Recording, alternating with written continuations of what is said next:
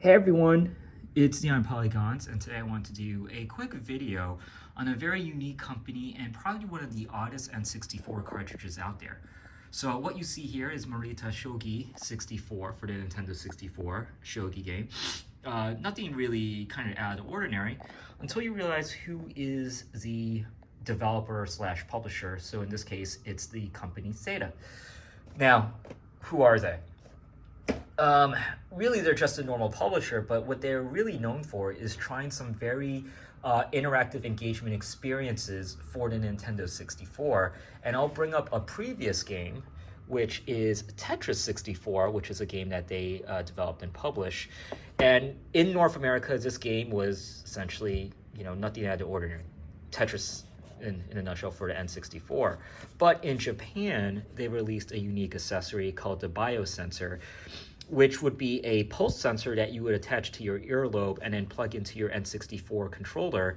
And in essence, what it would do is it would measure your pulse rate and then impact the gameplay on Tetris 64, such that, for example, if your pulse was at a really high rate, it would make the game even more intense. And whereas like if you're at a very calm pace or your pulse is at a low rate, it would kind of slow down the gameplay footage, or not footage, slow down the gameplay in essence, where it would be a lot more calmer. In a nutshell, essentially, this example here of what Sega was doing was trying to kind of show like, look, what are ways that we can develop unique experiences beyond just the controller? And so they played around a lot with the technology of just the N64 to extend beyond just the normal interfaces that, players would normally experience. Hence case would leave me to this cartridge, the Morita Shogi 64 cartridge. Now, what's so odd about it? Well, let's open this guy up. And nothing out of the ordinary on this control pack until you look at it from the top. And lo and behold, as you see here, it's a lot more bulkier and it has a little bit of attachment. And why is that? And that's because that is a modem jack right at the top of the controller, or the game pack. And included with the cartridge in this very big box, you'll see it comes with phone cable.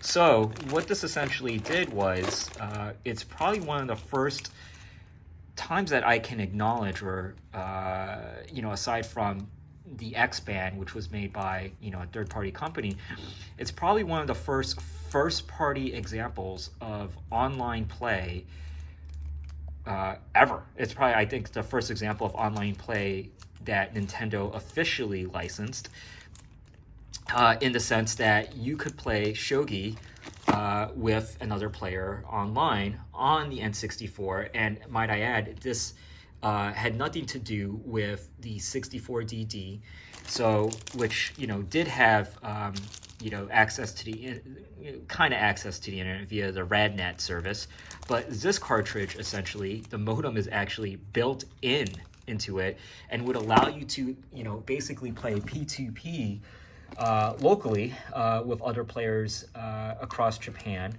online playing Shogi. Now, obviously, right now, could we use the service? No, but, if there are people out there and, if this game had a little bit more popularity, who knows? Maybe people can hack this and use this as a mechanism to essentially get online play for the N64 using original hardware. How would they do that? Beats me.